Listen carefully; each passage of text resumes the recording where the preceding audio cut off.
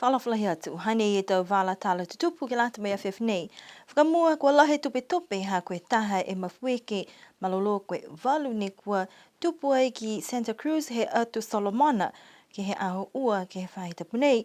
Mai tuku ai poki e tau hata kianga ke he tau peo tolotoa ke he atu Pasifika. Koe tau whakailoanga ni mua mai he whahele veki atu ai ke he whahita tsunami he atu Pasifika i Hawaii ne kua whakapuloa laulahi ki tau atu motu. E tau fuafuanga ne ke lau ia ke he tau peo tolotoa. Mui mai tu he tau whakahoanga ke he whiawhia haua, kua talahaua he whahe fuafua matangi haniwe, kua maua mana ke motu, kai ke kua hoku mai tau peo tolotoa, mai ke he whakatose e tau whakailoanga penei, ka whakatatai atu ai ke he tau whakailoanga a wha. Ke he mai e mafuiki po ke tsunami, ai whakatatai me a wha.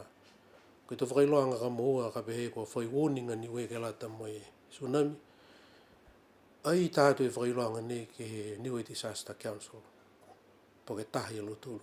Whakahako ni whakailoanga pe nei me tātu hako ni ke liti o, whakapuroa whakamawhisi, ke iloa he tō tangata he motu, ka e ngā hua e tō whae ngā hua ne kua tūtonuhia ke lata me whakau nei tunga e tau leo leo, ngā hua alo tūru ke otu e mga huia ke whakailoa ke tō maanga, ngā hua e whahi telekomo fuki ke alo tūra whae ngā hua, pia fuki ni mo tōra whae ngā hua, me tō tangata uisi, he lali ke hoko mawhisi po, ke mua mawhisi tō tangata e whakailoanga hangau ke peo tūrutua.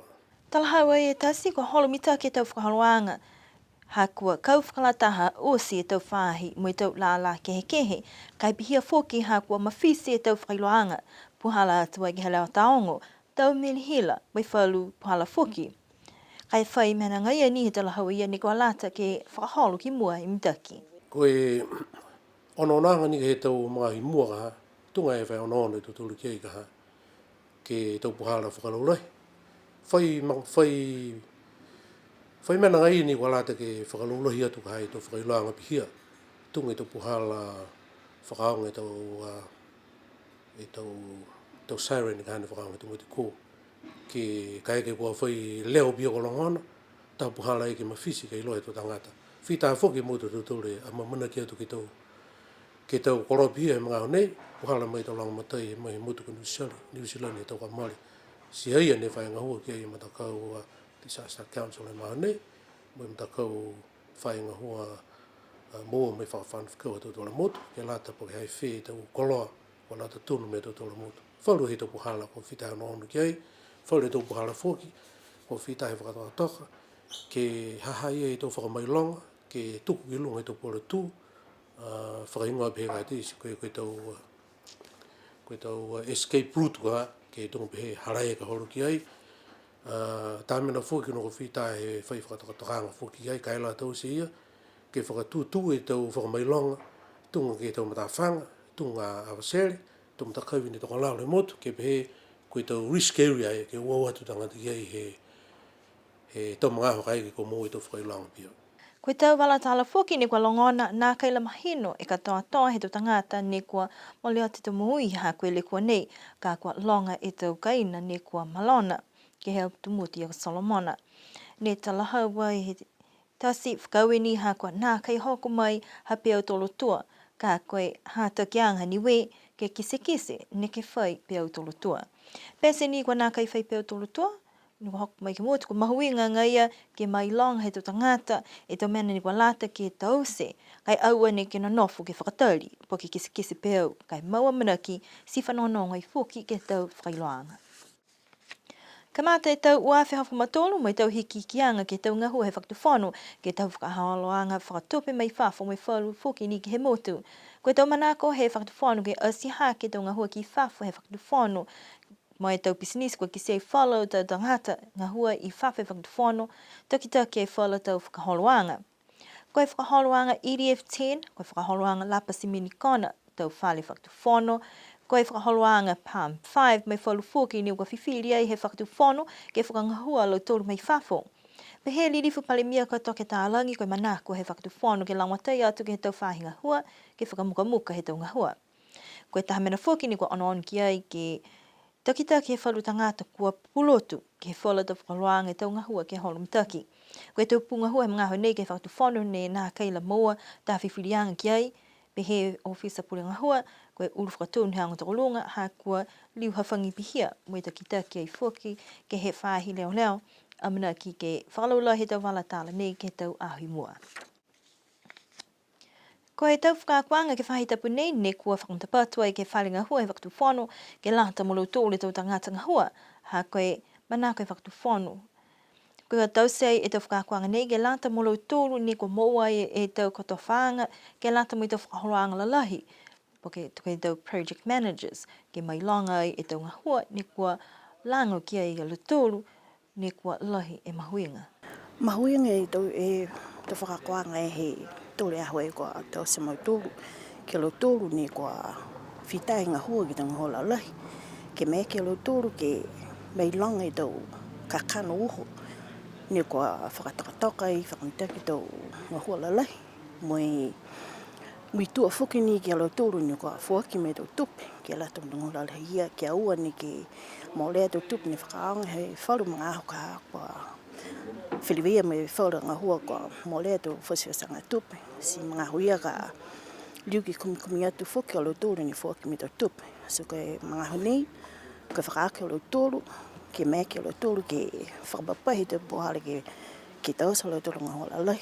Mui tō ke tau mga aho kua whakataka, si pia whuki ni mo tau tupi ko whuaki ani. Ke kisia ki ai, koutu e numela he manaka mau tōru ke o mai ke whakaako, si pia ni whuka lo tōru ni hoko mai, la he whiawhia me mea ke whuki ni ke liu whakafuoha lo tōru tō ilueolo ne taki lo tōru mga honi. Mo lo tōru whuki ni kua ngahua whau me ke he whaura a ta ngahua lalahi, mea ke whuka lo tōru ke mua whaura a ilueolo whau ke lata ma lo tōru tō ngahua anga. Ki sia fōki he longa he tau whakahoanga ke he kehe, ne kua whakatupia i he tau mtakau ke he kehe. Mo he longa fōki e tau tangata, ne kua whakangahua. Mo lata tōnu ke liu kisi ke whala tau puhala, ke whakaholo mitake e tau ngahua ia. Koe whala tau mena mahuinga nei fōki, ne kua mai ki ai ke whakakua he taha pulotu, ne kua hoko mai ai he aonga pulotu ha o ka lana. Koe papalanga ni hoko mai ke lata me whakahoanga nei, mai longa ia e kihe hai tau atu mutu Pasifika, whakatetei atu ki tu mutu lalai, tu mutu paalangi. Si pe hana talo hoanga me he tūru ahu e, koe uta ni ke he mga aho, ne whakataka e tau pureanga he whautu whono, mo lo tūru whuki ne whuaki me tau tupu, ke lata mtungo lalai. Si whakatakataka me he whautu whono e tau maweheanga, ki mitua ki ei tu whahini ua, siko tu whakatakaanga ia ni whuki, ke tuku atu me whautu whono ki lo tūru ko tofu ki tau stungo hua ni. Siko lo tūru ia, ko lata ke mei longa lo tūru, me hahai lo tūru ka hei tau iluelu, me tau pohalanga hua. Ke tau stungo hua, ke whakangahua whuki tu tangata hua, mua e mahani kawhakataha hei tau whainga hua osi. Ke mea ki tunga hua ke tau si koutu mea. Koe ono ke mai ke he tau tangata hua, i kua hoku atu ke liwa ki e tau lota matala, kua moua e lo tūru ke whakamukamuka e tau ngahua, ma ki sia fuke tau puhala ke uta ki tau ngahua. Koe whalu tau matapatu ni kua ono ki ai, ke tau puhala ke mitua, ke he tau mga aho me tau tupe whakamole. Whakatu mau ke ono ke holo ki mua he tau whakaluanga, whalu fuke tau whawhaanga ki mua, ke tau mena kai ke kua tau hele e tau whakaluanga. Kua mitakilahi ke ilo me mai longa tau mena nei ke mai ke koutu e tau whakaluanga hua, mai moua e tau whakakisianga mitaki mai he tau tupe me tau mga aho, ne kua whakamole ai ke lata mo i tau matanga hua pehenei. Koe tau whakatutalaanga ke tau whakahoanga whakaperitania, koe mediation po ke tau whakatutalaanga ke he tau whahine ua, ka whaile kua po ke tau whakahoanga ki loto he whakawhirianga ne kua whakatutala ki ai ke whahita punei, wai taha hukui mai he Federal Courts of Australia. Pehea ia nei ko Paddy Hannigan, lahi ngahua he whakahoanga nei, ke mai ke he tau whahi tangata mo i tau mtakau ke whetutala aki e tau manatu whekehekehe aki a tō tātua i ki mo he whakawhirianga. Koe laula he tau whakahoanga pehenei, pehea Mrs. Hannigan, kua tau se mo i tau maanga whakamotu si mitaki fuki ka pihia. Koe tau mena ni kua lata ke tau se ke whai ke sikisiang fō, ke he tau wahaloto, mo e ke kia ke tau mana tuanga, ke tau mana tuanga, tunga ni ke whaia ke tau puhala whakamotu. Koe mga hoka tātua ke whakawhirianga kua ukalahi, ha koe whakahikuanga, koe kautu taha whahi, nā kai kautu e taha whahi, mua atu ke tau whakawhirianga wala kele kele. Koe whala tau mena kua nā kai tūhanga hangi taki whoki, ha koe whala tau tangata ni kua nonofo ke he tau mūtu kehi, moe whala mga ho iloa ni e taha si ukalahi. Kai pehea ia nei, mi taki lahi ke whai whakatutalaanga mediation, ke lang matai e tau mana tuanga, mo e tau whiwhirianga. Kua kamata tua e tau whou, mo e kua liriwa atu tua e tau whanau, ke tau aonga he whahi tapu nei, ke lata mo e kuata whakamua he tau ua whamatoru. Ke aonga he tau whanau i ki ni kua talhau mai koe ua seu mo ua pūru e whanau ni kua whakamau hifo, ke ua tua he tau aonga. Toko white whanau ni kua hoku mai he tau mutu kehe. Koe tau whanau ke haonga whakamahani, toko hong whamalima lo tolu tau whanau whou ni kua kamata.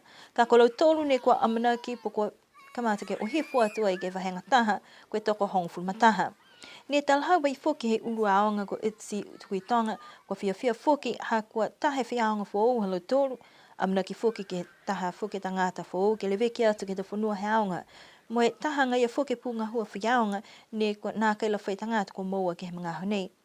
Nā kaila maua ia tau mata numela mei he aonga tokolunga. Koe amana kianga tau mawhole tau whakaroanga he aonga, mai tau nei, ke lata mai tau whakakuanga tau whanau, mai longa i whuki koe ua, e tau ngahua lalahi ke whai whakako tamani nā kaila whaka osia, puka moe e tau tangata ke lata mai tau ngahua ia, koe ulu whakatonu whai whakako tama, pihei whuki, mo ia taki ke aonga tokolunga. Whakausi mai hana e tau whalatala tutupu ke lata mai a whiawhinei, amana ki ke manui neu ke uki whahatapa mtolu ni hanga awat ki ai, ato li diwa tutolu ke whalewea puki ke whahita puka hau, mo i tau whalatala tutupu he BCN. No wha manine po, to li diwa ke whalewea.